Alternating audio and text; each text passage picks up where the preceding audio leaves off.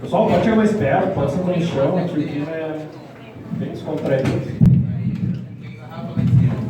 Eu só vou ter que pedir desculpas aqui, vou ter que puxar uma toalhinha, porque minha memória é meio ruim. Infelizmente, não estou sem prova agora. O tema de hoje, na verdade, o título é Ambiente os 50 tons cinza da ciência, né, o que de repente deixou a gente meio com medo de vir para cá. Mas não vai rolar muito nem sadismo, nem masoquismo aqui. Na verdade, quando falaram nesse tema, até fiquei meio estranhando, né? Tipo, o que querem saber, o que eles querem que eu diga sobre isso, né? Afinal de contas, apesar de eu não ter lido o livro de 50 tons cinza, nem visto o filme, eu sei que o pano de fundo fala sobre sadomasoquismo. Daí eu fiquei pensando o que a organização do evento queria dizer sobre isso. E fiquei pensando e concluí que isso tem muito a ver com a vida do pesquisador brasileiro. Porque na pesquisa brasileira, dependendo da locação que tu tá, tu vai sofrer ou de sadismo ou de masoquismo, né, dependendo se tu é orientado ou orientador. A vida do pesquisador é meio complicado, porque o pesquisador ele tem que estar estudando o tempo inteiro. E estudar não é legal, é só bonito no filme, né? Quando a pessoa está estudando, ela vence na vida, mas na vida real isso não é bem assim, você sabe muito bem o que eu estou falando. O maior problema não é nem estudar é ok, tu estuda e tá tranquilo, tu vai ganhando conhecimento, tu é uma pessoa muito inteligente. O problema é que a ciência não funciona assim, a ciência ela tem que renovar conhecimentos a todo momento. Toda vez que surge uma nova descoberta, tu tem que atualizar esse teu conhecimento. Isso acontece o tempo inteiro. Acreditem ou não, já pensaram que a Terra era plana. Eu não estou falando de hoje em dia, obviamente, né? Seria um absurdo, né? Pensar que alguém acreditaria que a Terra é plana hoje em dia. Eu estou falando de 2.000 anos atrás. Há 2.000 anos atrás, as pessoas concebiam que a Terra era plana. Até que chegou um grego, que era um matemático, e ele fez algumas anotações, fez algumas medições, calculou uma trigonometria dessa que é ensinada hoje em dia para crianças na escola, e ele concluiu que a Terra era redonda, ou, enfim, né? Perfeitamente redonda, não é, mas não importava na época. Sem nenhuma tecnologia, simplesmente com um papel, uma caneta, ou um pergaminho, sei lá o que usavam na época, ele fez uma conclusão muito óbvia dessas. Acontece que eles não eram só matemáticos nessa época, eles também eram filósofos. Talvez seja justamente essa filosofia que está faltando hoje em dia, para a galera entender um pouco melhor sobre isso. Mas essa renovação de conhecimento acontece muito seguido. Exemplos disso são vários no nosso dia a dia mesmo. Por exemplo, quando descobriu que os dinossauros tinham penas. Coisa que o Jurassic Park até hoje não admitiu. Eu vi o trailer, não tem pena nenhuma lá ainda. Essa renovação do conhecimento ela vai ocorrendo em diversas questões. Por exemplo, melhoria de números, melhoria de qualidade de informação, por exemplo, a idade da Terra, o universo, os equivalentes de CO2 do metano, números que se melhoraram com o tempo, precisão. Assim como, por exemplo, descobertas da microbiologia, desde a descoberta da biogênese, quando descobriram que a vida não surgia necessariamente do nada, assim, né? Nada, biologia, obviamente, não estamos falando aqui da descoberta do início do Big Bang, né? Que foi o tema de ontem aqui no próprio lugar. E também descoberta da microbiologia como descoberta de Pasteur, da penicilina e coisas que fizeram a gente viver até os 100 anos hoje em dia. Acontece que essa renovação do conhecimento ela nem sempre se consolida. Exemplos disso são, por exemplo, quando a gente tem que descobrir que a gente estava errado. Isso não é nada legal. Um exemplo disso foi ali por 2010, surgiu um artigo na Science, que é a mais prestigiada revista acadêmica, que todo mundo praticamente conhece. E foi publicado na Science um estudo que envolvia a NASA, que é a Agência Nacional Espacial Americana. Então, um estudo da NASA publicado na Science não tinha como dar errado. Mas, spoiler, deu errado, bem errado. Esse estudo ele foi amplamente divulgado em diversas revistas, jornais e tudo mais, porque ele mudava a nossa concepção de vida. Esse estudo tratava de isolamento de umas bactérias de um lago na Califórnia, provavelmente um lago naquela região de Geysers, aqueles lagos amarelos, claramente tóxicos. E é um lago muito contaminado com arsênio. E eles descobriram que essa bactéria ela utilizava arsênio no lugar de fósforo na sua composição. Arsênio é metal altamente tóxico, fósforo é um elemento necessário, essencial à vida, então revolucionava a ciência. Só que estava errado.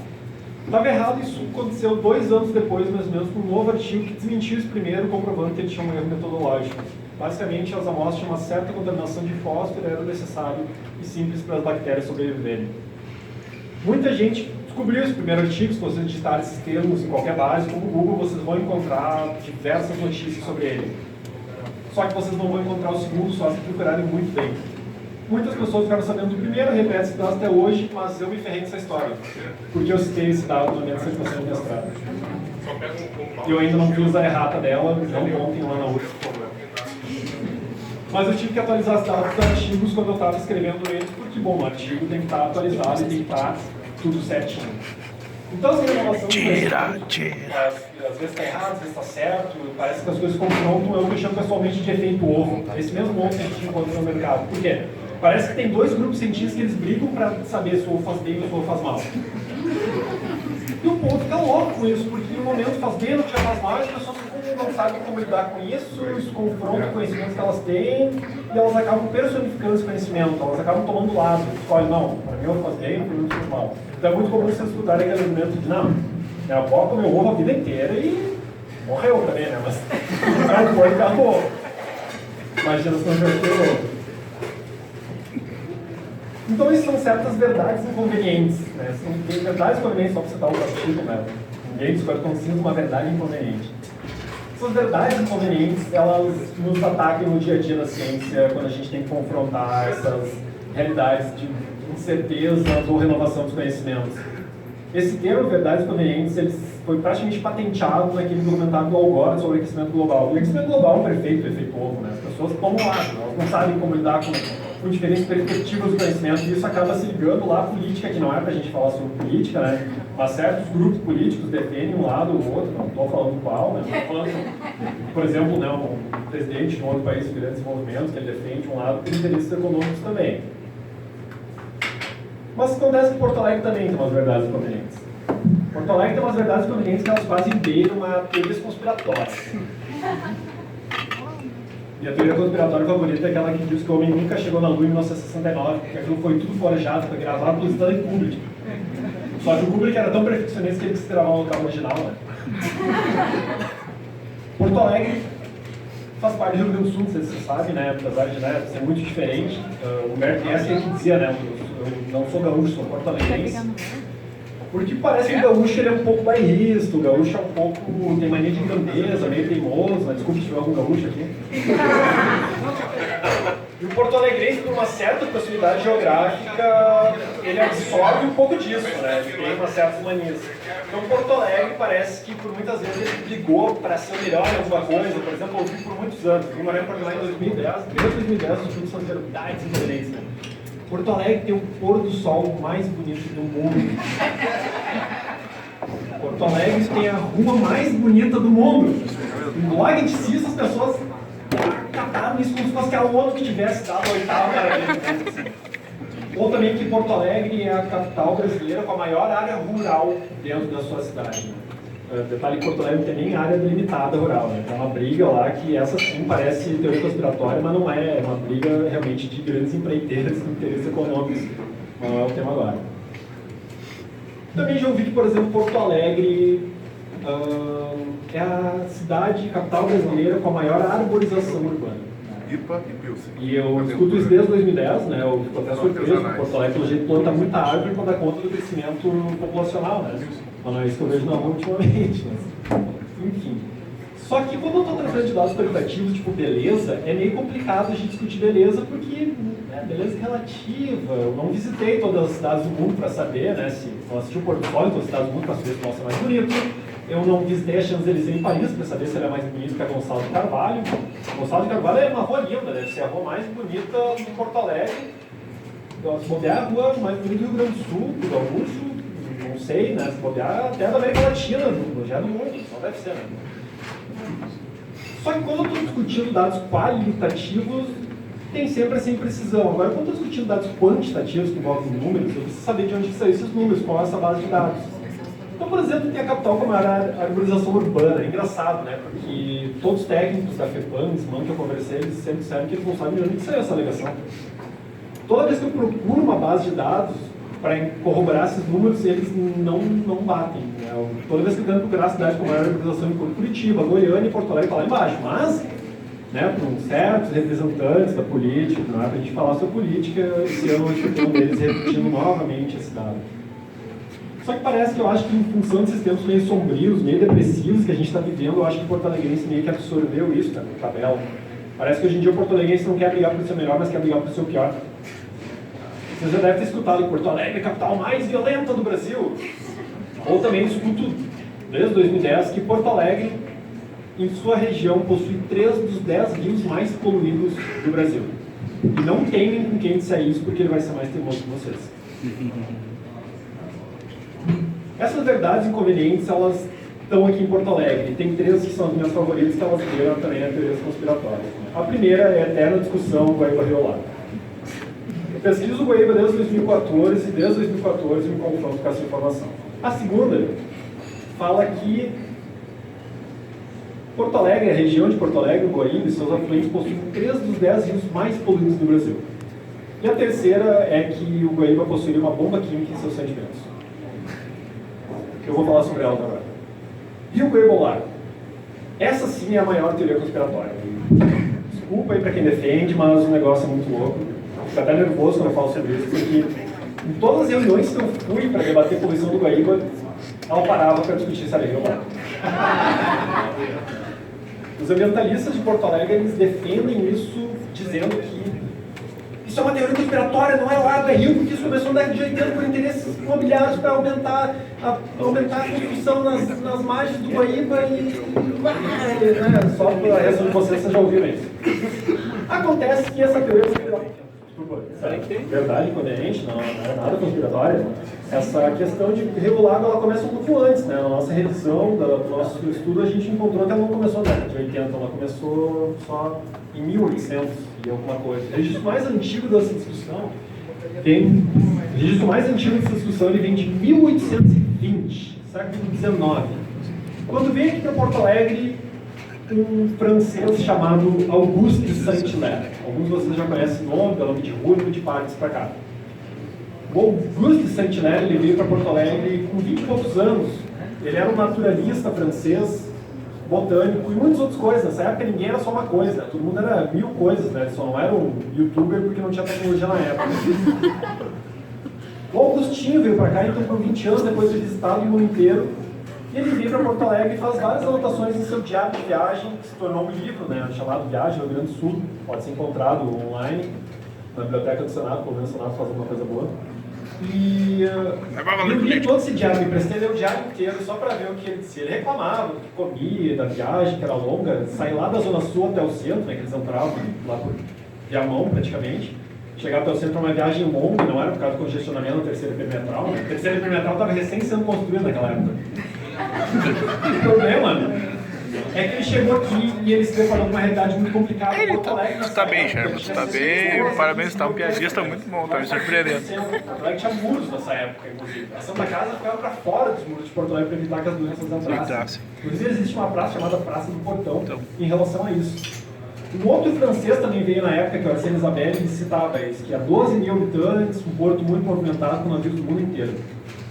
Só que o Saint-Hilaire, que é o cara da vez, ele chegou em Porto Alegre e fez diversas críticas. Porto Alegre, 1820, ainda no período imperial, vivia sob o período escravocrata, ele faz críticas a isso, e ele também cita que as margens do Guaíba já eram poluídas na época. A poluição do Guaíba começa no século XIX. Nessa época ele já cita que as margens eram porcalhadas, pois os escravos lavavam seus cântaros. Cântaros, eu imagino que era uma coisa de botar água dentro. No mesmo lugar que recolhem água, lavam seus cântaros imundos, etc. As margens são porcalhadas. Ele sobe num morro, né? Porto Alegre tem mais de 40 morros graníticos em Porto Alegre. Sobe um desses morros, provavelmente mais aqui para a Zona Sul. Olha aquela enseada cheia de navios, água infinita, ele fala: os caras estão errados, isso aqui não é um rio, isso é um lago. Ele cita umas informações, padrão de imagem, blá blá blá. Fica muito feliz ali, caralho, né? Fiz uma informação nova, vou lá falar, correr, falar com o intendente. O professor Paulo sempre conta essa história. E ele chega lá e fala pro intendente: cara, isso é um lago, não é um rio. O intendente fala: não é rio. Porque eu quero. Não vou brigar com o intendente, ele fala: ok, né? Então, ali já começa a confusão. Passam-se algumas décadas, né, quase um século, mais de século, quase já. E... não, pois é. A cerveja também, desculpa. E passa muitas décadas 1840, 1850, 1860 começam estudos de teste de cátedra de professores da URGS discutindo o tema. Década de 80, pelo menos 2 estudos do professor da URGS, também o professor Oliveira. Nessa época surgem diversas reuniões técnicas com pessoas especialistas do Brasil inteiro e eles concluem, realmente, não é um rio, não é um estuário porque não cai no mar, não é um rio porque não tem certas características, consequentemente é um lago. Apesar disso, para as pessoas começou em 1980 essa especulação imobiliária. Décadas de estudo e inúmeras publicações e as pessoas ainda teimam um pouco com isso. Eu acho que porque são gaúchos, mas não tenho certeza. A segunda verdade inconveniente é uma questão que eu li em muitas notícias. Em 2014 eu estava escrevendo meu projeto de doutorado sobre Guaíba, da minha tese que se chamou Impactos do Ambiente Urbano na Poluição de Sedimentos do Lago Guaíba, Teve gente que me criticou por causa disso, falou que minha tese caía por água, que estava errado, porque o título estava errado, né? Em 2014 eu encontro muitas notícias falando que a região de Porto Alegre possui 3 dos 10 rios mais poluídos do Brasil. Aquilo foi impactante, eu citei na hora do meu projeto, porque eu disse, nossa, está vendido meu projeto, vamos financiar, porque eu estou resolvendo um problema de 3 dos 10 rios mais poluídos. Só que eu, como bom pesquisador, eu não podia citar essas notícias, eu tinha que buscar a base original. E as notícias só diziam que esse estudo, essas bases de dados são do IBGE. Bom, Instituto Brasileiro de Geografia, não tem como dar errado, né? Adivinha. Na época eu não encontrei os dados. Eu fiquei meio chateado, eu pensei, poxa, né, eu queria encontrar esses dados. Mandei e-mail para o IBGE, mandei e-mail para as pessoas que citaram esses dados, citei em reuniões, me xingaram com o dedo na cara, dizendo, é verdade sim, eu vou te mandar os dados. Estou até hoje esperando. E se passou e eu aceitei simplesmente, tirei a citação. Esse ano, muito por acaso, assim, um tempo muito livre que eu tive, eu procurei e encontrei os dados. Magicamente, como atualizou os dados do IBGE, eu encontrei. Na verdade, eram indicadores de desenvolvimento sustentável, IDS. E realmente estavam lá esses rios. Só que a coisa não era bem assim, como dizem as empresas fact-check hoje em dia. Não era bem assim. O que aconteceu? Eu encontrei a base de dados, baixei a base original, montei uma planilha no Excel, né? Engenheiro da Excel. Botei lá, tabulei bonitinho, montei lá. E eu me deparei com umas coisas estranhas.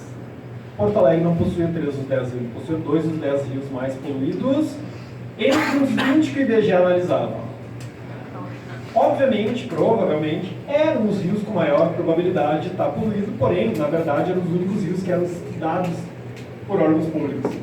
Então a coisa já estava capenga.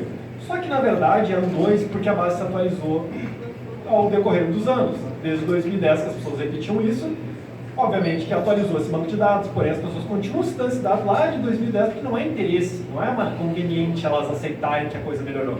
Sério, as pessoas ficam muito chateadas quando elas perguntam, o Guaíba está poluído? Eu digo, tá. Tá muito poluído? Não. As pessoas ficam chateadas. Não, cara, fica feliz, cara. Nossa, não, tu bebe água de lá. As pessoas não sabem que a água vem do Guaíba, eu acho. Elas ficam chateadas, não digo que não está tão poluído assim. Mas teve outros fatos estranhos nessa lista. Por exemplo, quando eu procurei esses dados, eu verifiquei que não era o IBGE que analisava. O IBGE não faz análise, ele agrega dados. Inclusive está um grande problema que não é falar sobre política, né? O Estado agora acabou com uma instituição chamada FE, Fundação de Estatística, e o IBGE disse, agora eu não mando mais os dados para vocês. Só que quem mandava esse dado do IBGE era a FEPAM, que é o órgão ambiental gaúcho que faz a fiscalização, e ele que fazia esses estudos e mandava esses estudos para o IBGE, tornar público, né? Porque não era bem fácil encontrar esses dados como eu citei. Só que tinha mais um problema envolvido.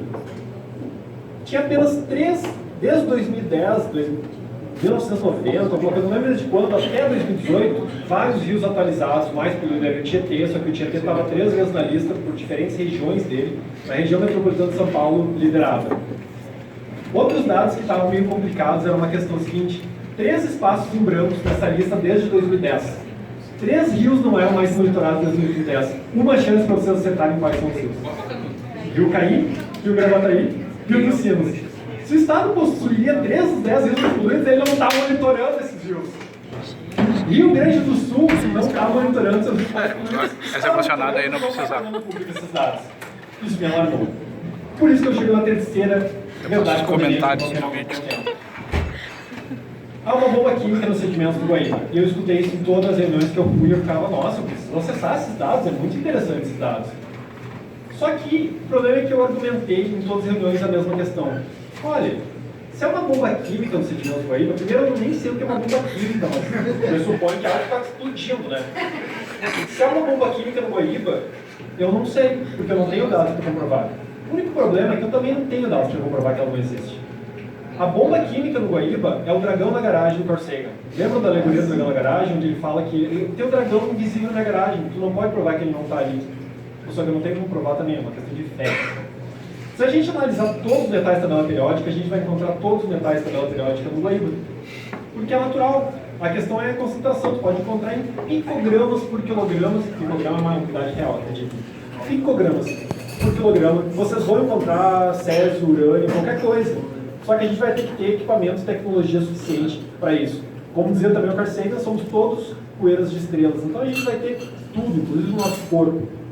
Só que a gente precisa investigar para saber. Tudo isso poderia ser apenas uma questão, uma discussão meio boba, né, de ambientalistas, mas ela se liga diretamente à qualidade de vida da população. Nos nossos estudos que envolveram os estudos da METES, nosso grupo de pesquisa, a gente analisou a base de dados da foz dos principais rios que abastecem o Guaíba, os quatro.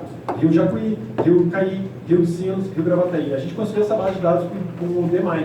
O DEMAI monitora há muitos anos isso, ou pelo menos monitorava, porque eles já avisaram que a frequência caiu drasticamente agora. Essa base ela é pública, qualquer um de vocês pode requerir ela. É só vocês entrarem no protocolo do DEMAI, esperarem diversos meses, enviarem vários e-mails, cobrarem, onde eles vão enviar uma tabela de 30 mil linhas para vocês analisarem. Então a gente se prestou, analisou isso, tornou público, está publicado numa revista brasileira, isso, no Ambiente Água, estamos esse ano ainda. E a gente, na verdade, corroborou esses dados que estavam lá naquela lista praticamente. Realmente, eles são alguns rios mais poluídos. Só que os Sinos e o Caí são muito pontuais com o cromo, uma região coreano-calçadista, normal. Só que o rio mais poluído era realmente o Gravataí. O Gravataí é disparado, é uma mancha preta, literalmente. Abram o Google Maps ou o Google Earth e procurem a foz ali do lado da arena, se não me engano, uma mancha preta saindo. Fica entre Canoas e Porto Alegre. Grande parte disso derivados dos usos domésticos. Toda essa região ela tem um grande problema de poluição relacionado a isso. Só que esses dados, na verdade, eles meio que vão de encontro ao que as pessoas já sabiam. Tipo, a gente já sabia. Só que tem um dado que ninguém se deu conta. O DEMAI, além de pegar essas fozes, ele analisou em 2 pontos do Delta do Jacuí. Em 2 canais, o canal da Helena Pintada e o canal dos Navegantes. E também um pontinho meio perdido ali no Guaíba, perto do Menino Deus. Não era um problema tão grande estar poluído, se toda essa poluição do Caí, do Gravataí e dos Sinos não se acumulasse no canal dos Navegantes. As águas se misturam ali. E as águas do Jacuí só dão uma diluidinha porque ela corre nos outros canais também. Então, o ponto mais poluído que a gente tem em Porto Alegre fica no canal dos Navegantes. Sabe onde é o canal dos Navegantes? Aquele canal que fica ali no cais do Porto, no cais Mauá, que está em grande discussão ecológica atualmente. Isso não seria tão problemático se não fosse dali que a gente tira a maior parte da água para abastecimento de Porto Alegre. Tem pelo menos 2 estações de tratamento de água naquela região. Na região mais poluída de todo o delta do Jacuí. Lá é uma sopa de coisa, é absurdo a coisa. Só que com esses dados as pessoas dizem, eu já sabia, todo mundo já sabia, só ninguém tinha publicado. Só que outro estudo nosso corroborou não, ele foi meio contra esses dados. O nosso outro estudo mostrou que a gente analisou os sedimentos nas margens do Guaíba e perto da foz de alguns arroios, como por exemplo o Arroio de Salso, o Arroio de Salso a gente não analisou, mas arroios que tem em Porto Alegre, o Arroio de Salso na Zona Sul, o Arroio Cavalhada logo ali depois do Barra Chaco Sul e o Arroio Dilúvio. O Arroio Dilúvio, também conhecido como Arroio Verne Schurman, né? Ele é praticamente nosso Tietê porto-alegrense. E o dilúvio, ele tem dois problemas muito grandes. O primeiro é que ele fica na região com a maior densidade populacional de Porto Alegre. Deve ser até do Rio Grande do Sul do mundo, acho que não, mas o Porto Alegre não pode concorrer com o Estado do México, acho que é um pouco maior. Mas ele fica na região com a maior densidade populacional de Porto Alegre e tem uma pequena avenida chamada Avenida Ipiranga que é grudada no Arroio Dilúvio. O Arroio Dilúvio sofre com um grande problema de esgotos domésticos. Porto Alegre atualmente melhorou muito o seu tratamento. Ele alcançou 62% de tratamento de esgotos, tendo uma capacidade de 80%. Aumentou muito, 62%. Dados oficiais do DEMAI. 62% de tratamento significa que não trata 31%. 62% significa que não trata 38%. Um terço dos esgotos domésticos de Porto Alegre não é tratado, ele vai para adivinha onde? Para arroios como o dilúvio. Esses esgotos ele possuem muito carbono. E esse carbono ele é muito bom para se ligar com alguns metais como chumbo, como cobre e outros, e forma uma ligação bem forte. Só que tem um segundo fator, que é uma pequena avenida chamada Avenida Ipiranga, que passa milhares de carros por dia. Eu tentei descobrir quantos, não encontrei. Eu acho que a Fetição não divulga isso, eu enviei um e-mail para a Fetição, me responderam. Eu fiz um pedido com a prefeitura, dizendo, entra em contato com o 156, até hoje esperando, mas passam milhares de carros tranquilamente, a gente sabe disso. O problema é que cada vez que um carro freia, cada vez que um carro anda, ele já gasta pneus, cada vez que ele freia, ele gasta disco de freio. Disco de freio não é composto só por ferro ou por alumínio, não sei. Disco de freio compõe diversos metais nessa liga: cobre, níquel, chumbo, cádmio. Os pneus, muita gente não sabe, mas são ricos em zinco. Ele é usado óxido de zinco, outros pontos de zinco, para dar mais estabilidade aos pneus. Cada vez que um carro freia, ele está liberando muitos metais na sua via. Isso não é novidade. Existem milhares de artigos citando isso no mundo, citando a poluição de rios próximos à rodovia. Mas, felizmente, o dilúvio tem uma grande área de preservação permanente, para auxiliar as suas voltas, só que não, né? Não existe. Então, cada vez que chove, escorre tudo para dentro do dilúvio. O dilúvio, que ele é muito arenoso, ele não segura toda essa poluição. E tudo isso flui, adivinha para onde? Para o lago chamado Guaíba. Tudo isso, sim, poderia ser um problema só de ambientalistas achados. Só que a gente bebe água desse mesmo lago. A qualidade de vida é dependente dessa realidade, é dependente dessa qualidade. Se o Guaíba é rio lago, se o Guaíba possui 3 dos 10 rios poluídos, isso não vai mudar a poluição do Guaíba, não vai tornar o Guaíba mais ou menos poluído. Se o Guaíba possui uma bomba química em seus sedimentos, a gente justamente tem que investir mais pesquisa para descobrir. A gente tem que investir pesquisas, como foram feitas por muitos anos, por órgãos públicos competentes, como a FEPAM, como o DEMAI, como a FZB, e não colocar só nas costas também das universidades que poderiam estar precisando de muitas outras coisas, além de prestar serviço para a cidade. É um serviço importante, mas não podemos ser exclusivos para isso. A questão é que nós temos que sair dessa bolha obscura de achismos. A gente tem que andar em direção à ciência. A ciência tem que ser vista, como também já dizia uma frase famosa, a ciência é uma vela na escuridão que ilumina o mundo dominado pelos demônios. Sobe esta Carl Sagan mais uma vez. Muito obrigado.